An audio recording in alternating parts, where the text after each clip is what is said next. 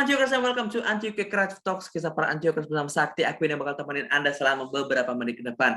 Antiokers senang sekali bisa bersama Antiokers lagi dan kita kembali ke talk show dan kita akan ngobrol-ngobrol bersama narasumber kita di Antioquia Creative Talks di episode kali ini. Dan di hari ini kita sudah berhasil mengundang seorang narasumber yang pasti kita akan ngebahas salah satunya di masa pandemi ini ada satu sektor yang mungkin cukup bisa dikatakan concern lah ya terkait pandemi, beroperasi di pandemi, yaitu adalah perawatan gigi, di mana kita kalau merawat gigi selalu pasti kita harus pakai masker, kita harus jaga-jaga dengan ya sekitar gitu ya. Tiba-tiba kita harus ke dokter gigi untuk merawat gigi. Itu gimana sih? Nah, kita sudah berhasil mengundang narasumber yang akan ngebahas itu dan kita akan ngobrol-ngobrol bersama narasumber ini. Harusnya kalau dari hintnya sudah pada tahu dong kita bakal ngundang siapa. Beliau adalah Dr. Gigi Esther atau yang biasa saya panggil personally dengan Tante Esther. Ini dia. Halo Tante Esther, selamat malam. Halo malam Sakti. Halo malam Antioquia. Apa kabar Tante? Baik, puji Tuhan. Luar biasa. Tante Esther, senang sekali kita bisa menyambut Tante Esther pada malam hari ini. Suatu kehormatan karena akhirnya biasanya dokter yang kita interview itu Dokter Hetty, akhirnya dokter kedua di Antioquia Creative Talks adalah Tante Esther Jonathan. Tante Esther, sebelum kita mulai, mungkin saya yakin banyak terutama kaum ibu ya yang mungkin sudah kenal dengan Tante Esther, tapi ada beberapa juga mungkin jemaat baru atau mungkin beberapa pemuda, kaum bapak, kaum ibu yang mungkin belum kenal personal dengan Tante Esther. Boleh diperkenalkan Tante? Bebas, tapi biasanya sih nama lengkapnya, panggilannya siapa, dan profesinya saat ini apa? Silakan. Oke, Antiokers, nama saya Esther Jonathan, biasa dipanggil Esther. Profesi saya dokter gigi. Sehari-harinya saya praktek di Menara BCA, Amrit. Luar biasa. Tante Esther, sekali lagi terima kasih sudah mau hadir. Kita akan ngobrol banyak seperti yang sudah saya infokan di awal tadi. Kita akan ngebahas tentang kesehatan gigi karena ngobrolnya bersama dokter gigi gitu. Tante, sebelum lanjut kita pengen ngebahas dulu Tante Esther di Antioquia gitu ya. Tante Esther ini, aku kan perantau nih Tante yang belum tahu, jadi pengen kenal lebih dekat. Tante Esther ini sebenarnya di Antioquia itu sejak kapan sih Tante? Mungkin sejak 2008 kali ya, sejak 2008. 2008. Oke, dan setelah berjemaat di Antioquia terlibat juga di ibadah kaum wanita gitu ya beberapa kali gitu ya, dan sudah nyaman seperti ya di Antioquia sampai sekarang masih kontek-kontekan dengan Antioquia.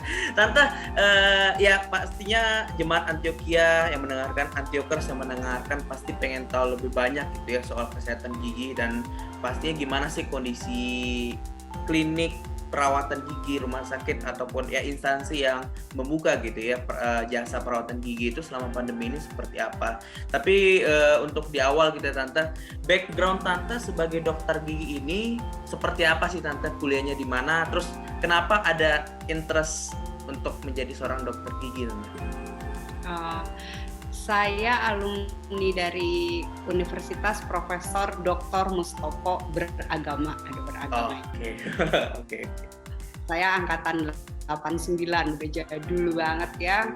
Tahun 94 saya selesai. Saya itu dulu sama anak perantauan kayak Sakti, anak daerah dari Kabung, satu kampung sama Dokter Hetty.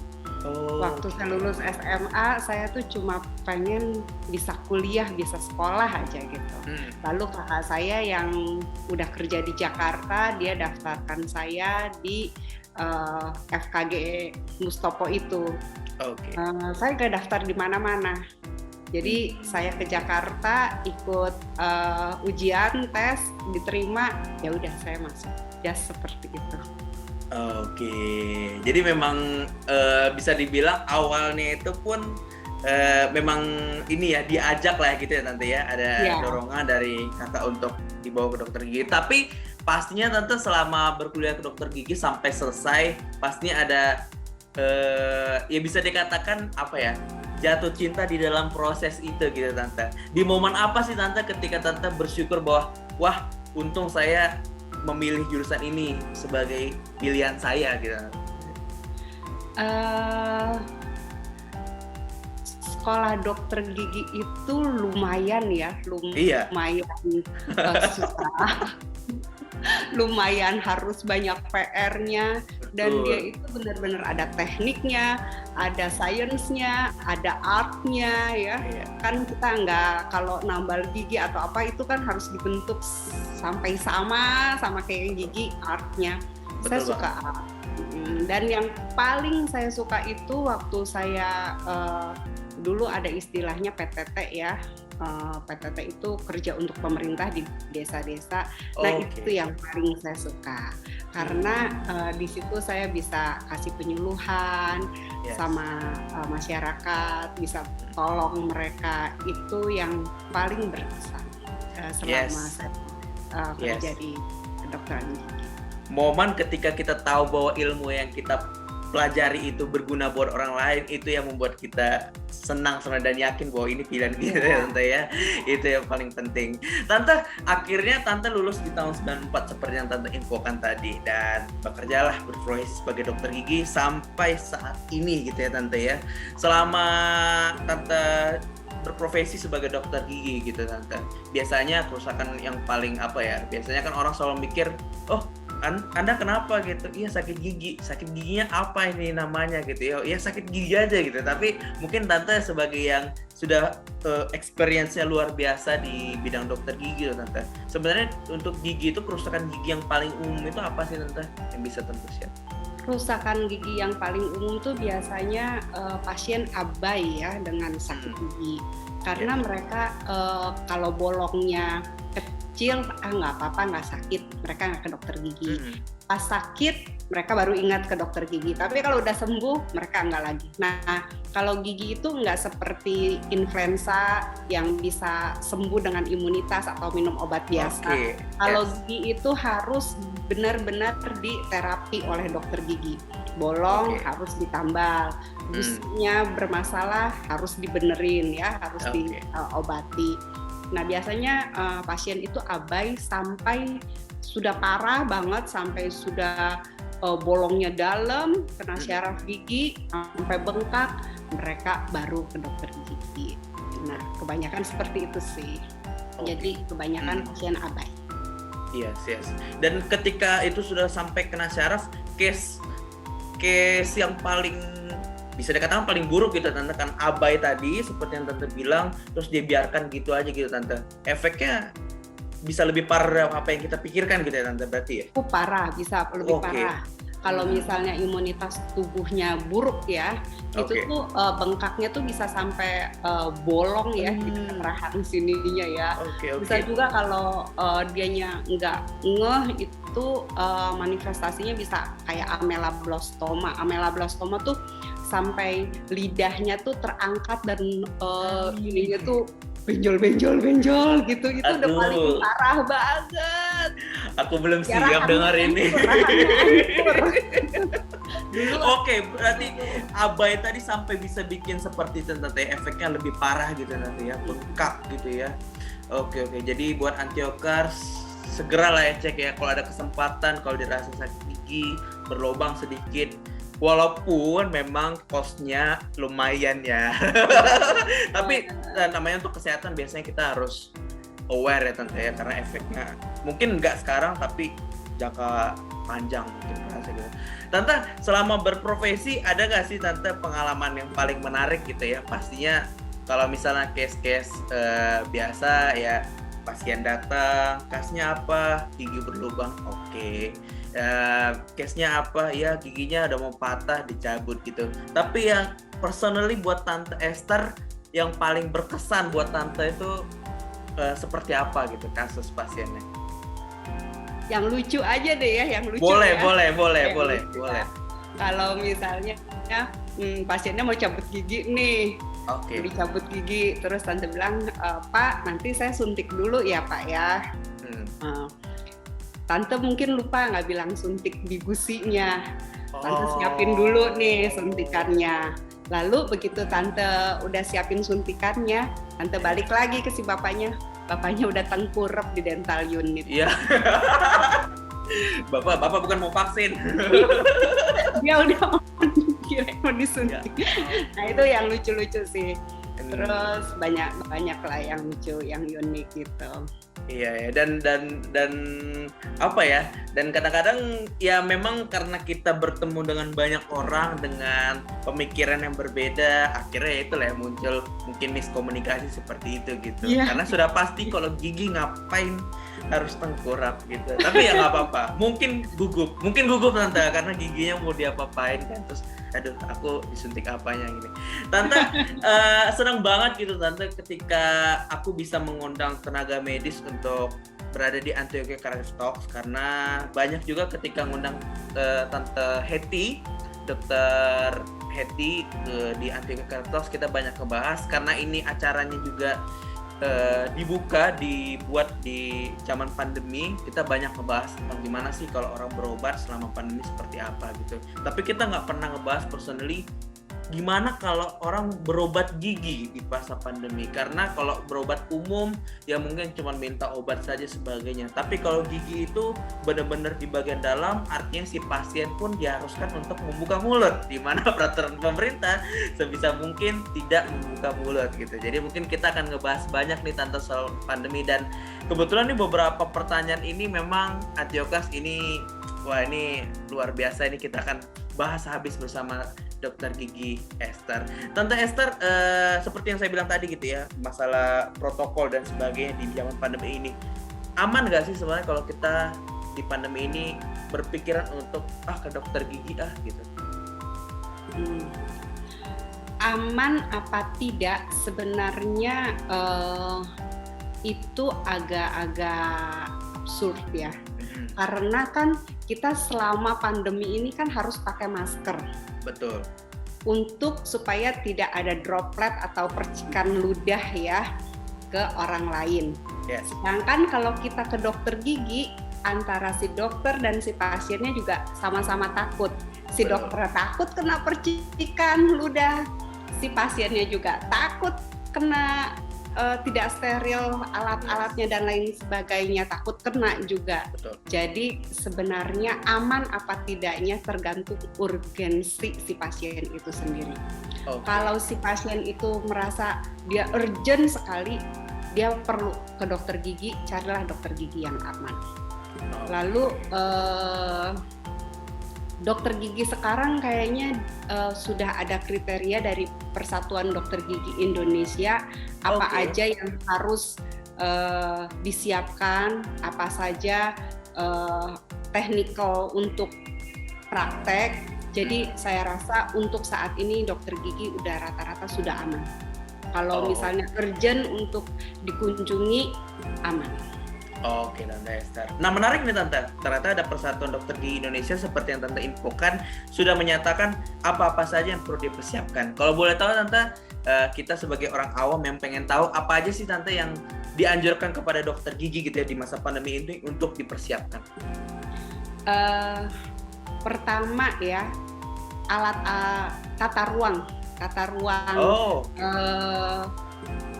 Dan pemeriksaan giginya udah ada tata ruangnya, misalnya harus ada exhaust fan di belakang atau exhaust fan di atas dental unitnya. Lalu harus ada yang namanya air purifier, harus ada ultraviolet ozon, ultraviolet untuk sterilisasi ruangan, harus ada vakum aerosol. Jadi ini kalau gambarnya seperti ini kali ya. Yes. Jadi ada vakum ya. Jadi pas kita ngebor atau ada percikan, langsung percikannya itu masuk ke vakum itu ya. Vakum itu ya. Lalu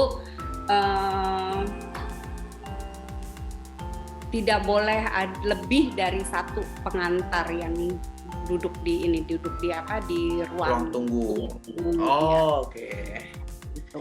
Lalu kasus-kasus yang tidak urgensi seperti misalnya mau putihin gigi, mau filler, yang estetik lebih baik ditunda seperti itu. Oke, walaupun sepertinya ada beberapa tempat yang kayaknya masih membuka ya Tante ya. Seperti tapi kayaknya untuk masalah urgensi kayaknya mungkin karena satu dan lain hal gitu ya. Tapi kalau misalnya protokol seperti tadi tata ruang dan alat-alat yang dibutuhkan itu wajib ya Tante ya bagi klinik atau rumah sakit yang memberikan perawatan dokter gigi gitu. Tante, ini boleh gak sih Tante kasih tips buat kita gitu sebagai sebagai orang yang ada potensi untuk merawat gigi di masa pandemi ini gitu ya. Pastinya selain ke dokter gigi Esther, bagaimana cara kita untuk memilih dokter gigi Tante yang aman di kondisi saat ini Tante? Dokter gigi yang aman kalau di tempat kami ya ada prosedurnya. Sebelum pasien itu datang, dia harus bikin appointment. Oke. Waktu dia bikin appointment, mereka harus isi kuesionernya dulu. Isi kuesioner seperti ditanya udah vaksin belum, lalu ditanya juga apakah dalam seminggu ini ada demam, pilek, batuk, sesak nafas, diare, seperti itu. Lalu ada riwayat bepergian jauh dengan transportasi umum tidak, berkontak dengan pasien COVID apa tidak, atau ada keluarga yang COVID nggak, pernah menjadi penyintas tidak, kapan kalau menjadi penyintas, lalu bersedia tidak untuk dilakukan tes antigen seperti itu. Itu sebelum dia sebelum dia datang bikin appointment pun udah ada kuesionernya seperti itu. Lalu jika dia ada misalnya pernah penyintas terus kurang dari sebulan misalnya, kita biasanya nggak terima. Lalu kalau misalnya pas lagi kasusnya tinggi, mereka wajib antigen. Kalau mereka tidak bersedia, kita juga nggak terima seperti itu. Lalu kita lihat dokter giginya itu pakai APD yang lengkap nggak? APD itu biasa dokter gigi APD level 3. Jadi hitungannya untuk gampangnya dia pakai 3 lapis. Jadi pakai baju oka, baju hazmat, lalu pakai gaun. Baik dari kepala sampai kaki pakai boot, pakai penutup boot. Nah, mungkin seperti ini ya gambarannya. Terus pakai Google, pakai kacamata, atau kayak saya pakai kacamata lalu pakai face shield lagi, lalu berangkap. Nah, yang tadi yang lagi berobat siapa? Siapa? Siapa ya? Siapa ya? Tulis di komen ya. Kak Tiur kah? Sakti pinter loh, Sakti. Nah, ngapain? Jadi baik pasiennya atau dokter giginya juga dilengkapi dengan APD yang ya. Kalau kita level 3, kalau pasiennya dia pakai kacamata juga, pakai nurse cap juga, pakai gaun juga, lalu biasa pakai sarung tangan juga seperti itu. Jadi kita bisa tahu kalau dokternya aja melindungi diri sendiri, dia pasti akan melindungi. Dan bagaimana caranya dari tempat dokter gigi, tempat perawatan gigi itu memberikan kuesioner dan sebagainya, artinya sebagai customer pun tahu bahwa saya aja pun diawasi gitu, apalagi orang-orang lain, jadinya dengan itu memberikan rasa aman sebenarnya Tante ya. Cuman ngapain kakak Tiur ada di situ, itu masih numpang wajah dia di sini. Kak Tiur, ayo kita ke X anti-crime. Berarti Tante, saya pengen tahu Tante, ini saya lihat level 3 ya Tante ya, keamanan level 3 gitu Tante. Ini mungkin agak out of the box, tapi saya mungkin bisa tanyakan juga karena ini adalah sebuah bisa dikatakan suka dukanya menjadi tenaga medis di masa pandemi ini Tante. Dengan apa yang Tante tunjukkan tadi, bagaimana Tante menggunakan APD Tante? Gimana sih Tante perasaannya ketika menggunakan itu Tante? Memang saya sih ngelihatnya panas, apalagi biasa orang 2 lapis aja udah keringetan gitu. Ini Tante gimana nih Tante perasaannya Tante? Waktu mula-mula pertama, rasanya nggak enak ya, sumuk banget.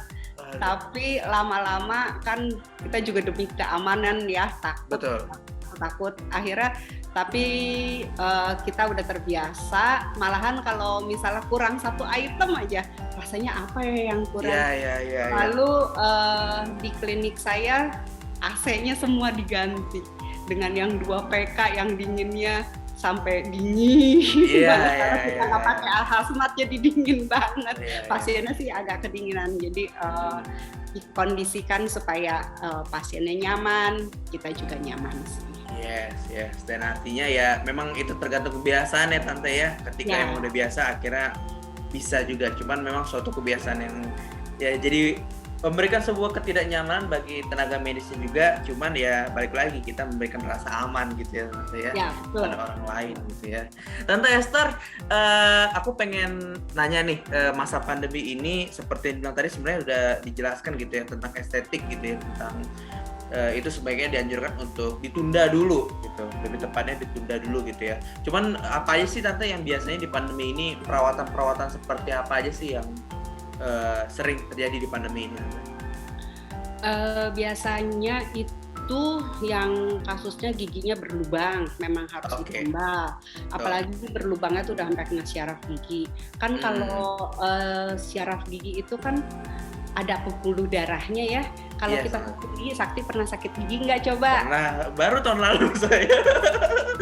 Kan denyut-denyutnya kayak seirama jantung kan, net gitu ya. Nah kalau sakit gigi itu, syaraf gigi pun juga ada pembuluh darahnya itu ke seluruh tubuh seperti itu sebenarnya. Makanya kumannya tuh bisa kena jantung, bisa ke ginjal. Nah, mereka kalau yang berlubang pasti cepet-cepet harus ke dokter gigi. Terus misalnya kecelakaan, mereka trauma, fraktur rahang, harus ke dokter gigi. Pendarahan, harus ke dokter gigi. Lalu abses, bengkak, harus ke dokter gigi. Banyak ya yang kasus-kasus emergensi seperti itu yang harus ke dokter gigi. Iya. Kalau yang fracture sih itu kayaknya urgensi itu level tahap berapa itu ya? Karena kalau nggak diobati harus segera sih. Tapi Tante menarik, Tante ngebahas tentang tadi sempat pembuluh darah ya Tante, ketika berlubang dan sampai pembuluh darah, kenanya ke ginjal apa segala macam. Artinya ya itu tadi kalau misalnya di awal banget tadi kita ngebahasnya tentang bengkak gitu ya Tante ya, sampai bengkak. Tapi ternyata karena pembuluh darah pun bisa kena ke organ-organ dalam di luar bagian wajah gitu ya Tante. Dan ada nggak sih case yang pernah ini Tante, mungkin Tante pernah hadapi juga gitu, bahwa ternyata karena kasusnya akut sampai kena ke organ tubuhnya gitu Tante. Itu bagaimana keadaannya akhirnya Tante? Oh itu pernah ya, ada pasien beberapa mereka sakit ginjal, lalu dokter ginjalnya konsul ke dokter gigi karena pasti ada lubang yang giginya udah busuk ya, nekrose kita bilang, yang tidak diobati, jadi harus diobati. Lalu ada yang sakit jantung juga, yang dokter jantungnya konsul, mungkin ada gigi yang berlubang yang udah busuk ya, yang harus diobati, seperti itu. Memang agak nyeremin, tapi itu real bahwa sakit gigi itu bisa menjalar kemana-mana. Karena kan dia kan kumannya seiring dengan pembuluh darah ya, pembuluh darah kan kemana-mana. Yes. Sampai bahkan dokter ginjal aja pun bisa konsultasi juga ke dokter gigi. Artinya gigi punya peranan penting untuk ke tubuh lainnya, bagian tubuh lainnya gitu. Iya, gigi itu kan, rongga mulut itu kan gerbang dari seluruh apa yang kita makan, maksudnya kan dari rongga mulut. Betul. Cuma serba salah juga kalau kita makan aneh-aneh, kadang-kadang gigi kita sakit, efek kemana-mana. Tidak makan juga lapar. Serba salah, tapi ya udahlah. Itulah makanya gunanya tenaga medis. Tante, tadi Tante sempat ngebahas tentang ya sekarang ini kondisinya sudah mulai diperketat, ada appointment yang harus dilakukan ketika di masa pandemi ini, Tante. Tapi secara prosedur lain mungkin Tante bisa di-share Tante, perbedaan yang dilakukan dokter gigi di saat pandemi ini dengan sebelum pandemi apa saja sih Tante? Ya mungkin selain appointment tadi ya. Teledentistry kita sebutnya. Jadi pasien-pasien itu sebelum mereka kan ada nih, tadi kan kita udah tanya aman ke dokter gigi, si pasiennya juga takut, dokternya juga takut. Jadi kita lewat chatting namanya teledentistry. Jadi kita seperti ini nih, video call atau WA pun nanti tante pasti tanya gigi mana yang sakit, coba difoto. Cara fotonya juga tante ajarin, misalnya pakai 2 sendok kanan dan kiri, mulutnya dibuka seperti itu ya. Nanti minta tolong sama orang di rumah difotoin. Nah, difoto lalu tante bisa diagnosa kira-kira apa, harus minum obat apa yang harus dilakukan. Kalau misalnya memungkinkan datang, memungkinkan. Jadi kita bilang teledentistry seperti itu. Free of teledentistry. Tele itu jauh, dentistry itu adalah dokter gigi. Dokter gigi merawat jarak jauh. Harusnya benar ya tante ya. Semoga benar ya teledentistry ya. Oke, tante berarti ini karena benefit dari kemajuan zaman juga, di mana teknologi juga berperan, dan juga kita juga pasti punya bisa dibilang bahasa umumnya akal lah ya untuk punya inisiatif. Dalam kondisi seperti ini bisa nggak kita jarak jauh untuk berobatnya, dan ternyata seperti itu, dan mungkin bukan cuma 1-2 ya tante ya, hampir banyak dokter gigi sekarang ini melakukan seperti itu ya tante ya. Iya. Dan jarak jauh gitu. Kesulitan yang mungkin dihadapi oleh tante selama melakukan teledentistry tadi apa aja sih tante? Ya mungkin yang pernah bisa di-share, yang paling aja deh, yang paling kerasa sulitnya ketika melakukan teledentistry tadi. Sulitnya karena gigi itu kan harus diterapi ya, gigi yang sakitnya itu. Nah kita tuh nggak bisa terapi, jadi hanya by obat aja, jadi cuma pereda nyeri sementara. Setelah obatnya habis dia pasti akan sakit lagi, seperti itu sih. Lalu misalnya yang pakai bracket misalnya, kawatnya nusuk, kawatnya keluar atau bracketnya lepas. Nah itu juga nggak bisa kita bantu. Kalau misalnya dianya berkendala untuk datang, saya juga tidak buka praktek karena selama pandemi ini saya kira-kira hampir 9 bulan saya nggak praktek. Dan kalaupun nanti akan praktek pun harus tetap melalui appointment juga ya tante ya? Ya betul, saya nggak standby. Luar biasa. Ya, tetap apapun, mau ada teledentistry ataupun kemajuan lainnya, memang peranan jasa itu salah satu yang penting yang tentunya nggak bisa digantikan gitu ya. Jadi mungkin bisa digunakan dengan mesin, teknologi, tapi rasanya, hatinya gitu ya, itu yang nggak bisa digantikan gitu. Mungkin kalau mesin nanti bisa kok ngobatin, tapi dikerau-kerau macam sini, nggak peduli sakit apa enggak. Oke, tante, apalagi yang mungkin kita seperti yang kita bilang tadi, urgensi. Tapi kalau misalnya yang sudah benar-benar harus dirawat gitu ya ke dokter gigi, kita harus melakukan appointment gitu. Tapi itu adalah bagaimana kita menanggulanginya. Tapi untuk menghindarinya ataupun untuk supaya tidak terjadi seperti itu, agar terhindar dari sakit gigi terutama ya tante di masa pandemi, apa aja sih tante yang harus kita lakukan sebagai seorang pasien gitu ya, seorang yang bukan dokter gigi?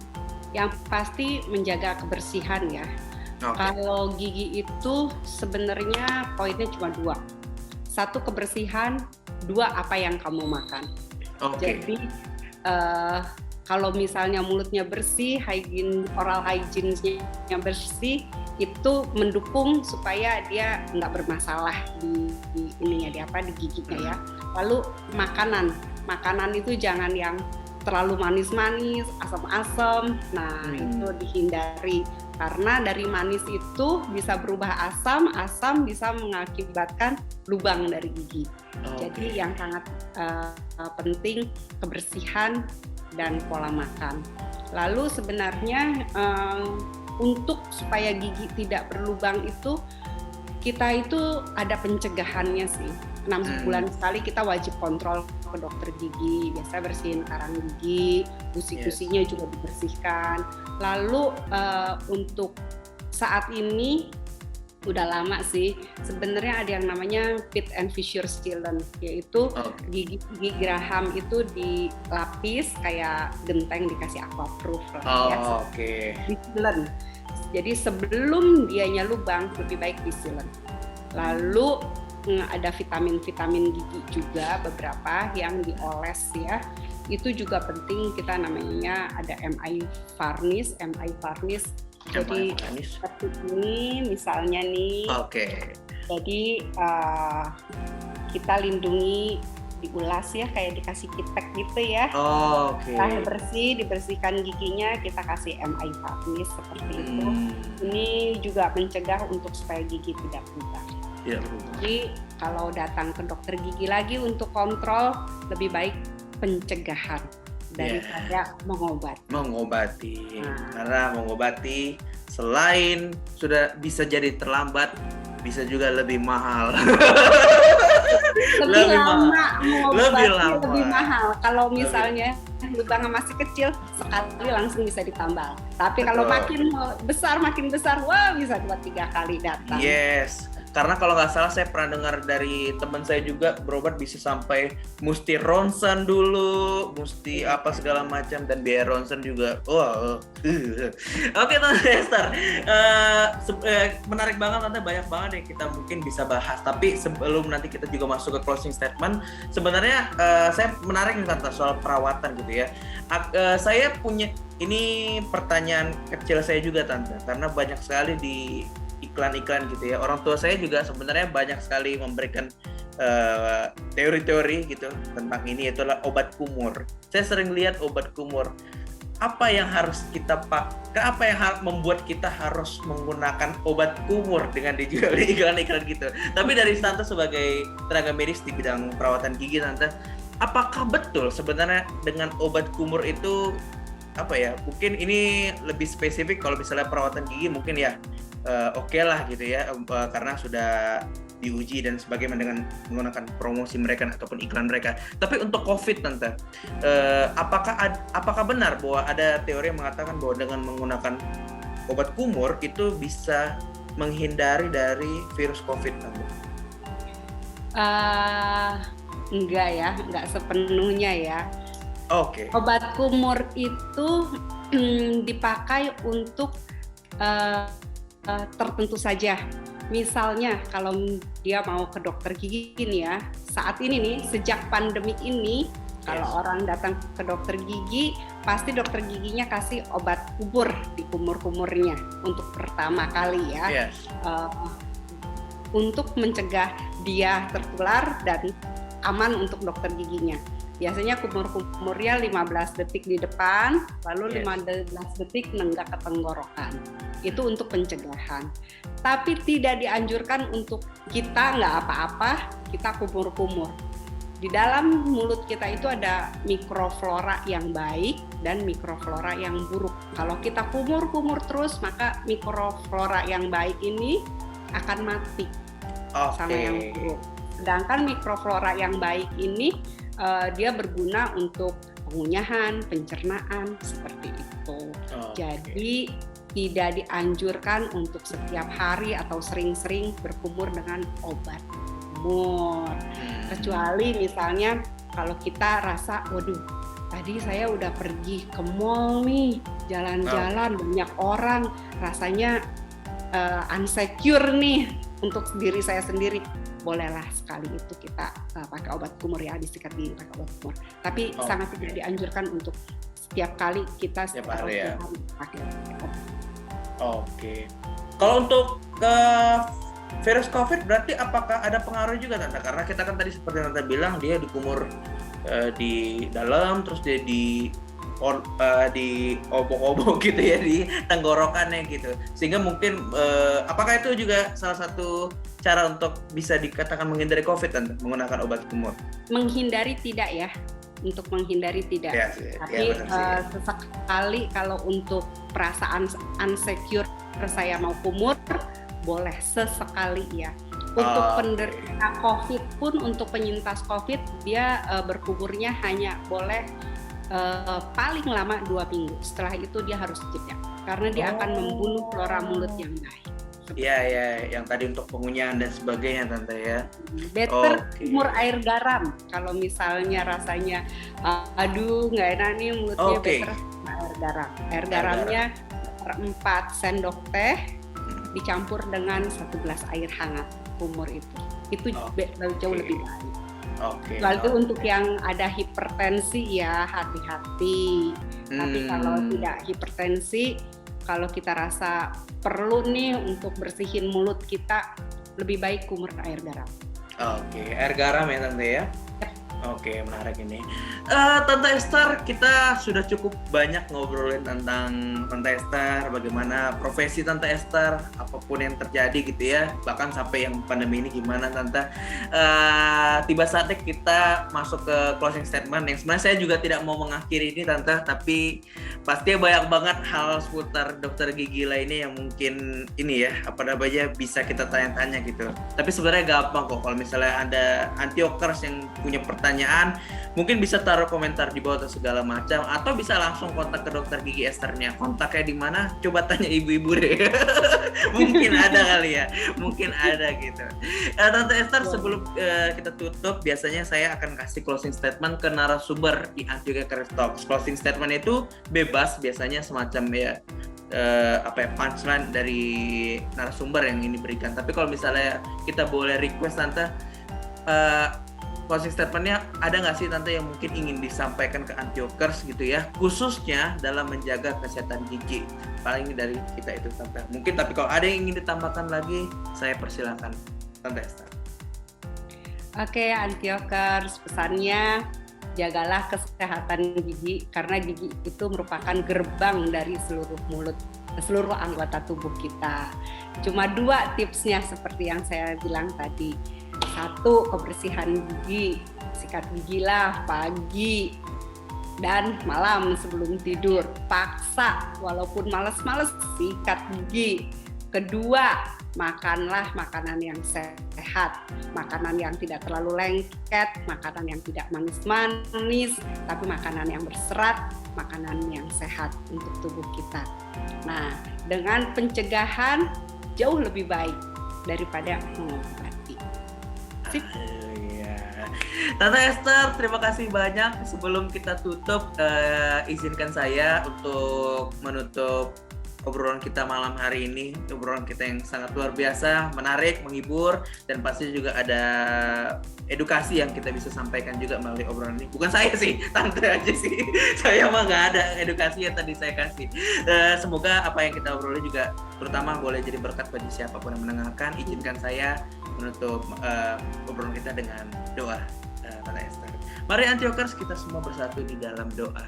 Tuhan Yesus yang baik, kami mengucap syukur Tuhan Yesus untuk segala berkat-Mu. Kami mengucap syukur bahwa Tuhan baik dalam kehidupan kami, dan juga Tuhan Kau baik juga, Kau telah menyertai obrolan kami Tuhan hari ini. Antioquia Career Talks bersama Tante Esther dengan baik juga, ini semua karena kemurahan Tuhan. Kami berdoa Bapa supaya program kami, apapun yang kami obrolkan pada malam hari ini, boleh menjadi edukasi bagi setiap Antiokers yang mendengarkan, khususnya mereka punya lebih awareness lagi Bapa dalam hal merawat gigi, dan semuanya Tuhan kami berikan untuk hormat kemuliaan-Mu saja.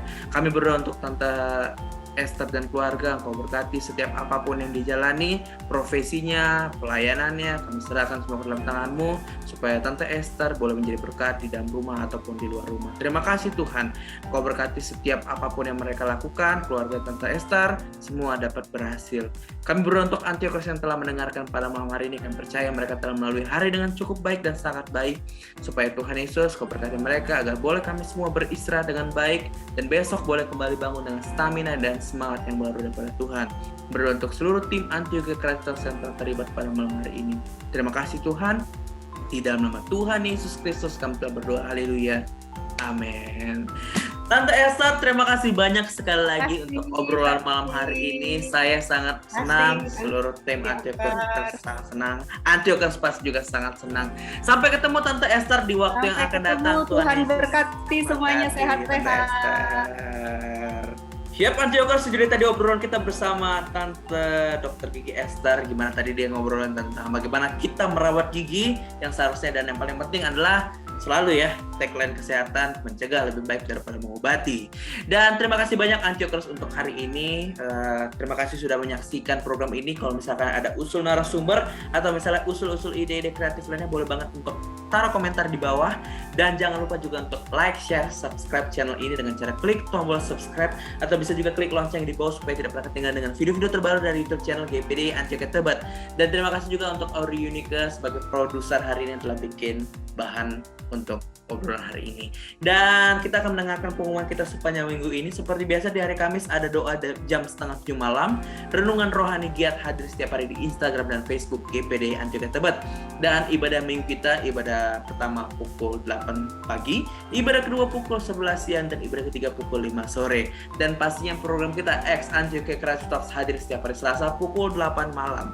Salam sehat selalu, ikuti selalu peraturan pemerintah, tetap berdoa, dan ikuti selalu informasi GPD Antioquia Tebet melalui sosial media ataupun WhatsApp grup jemaat. Kalau gitu, Sakti Akwin signing out. Thank you so much for listening. God bless you all and bye-bye.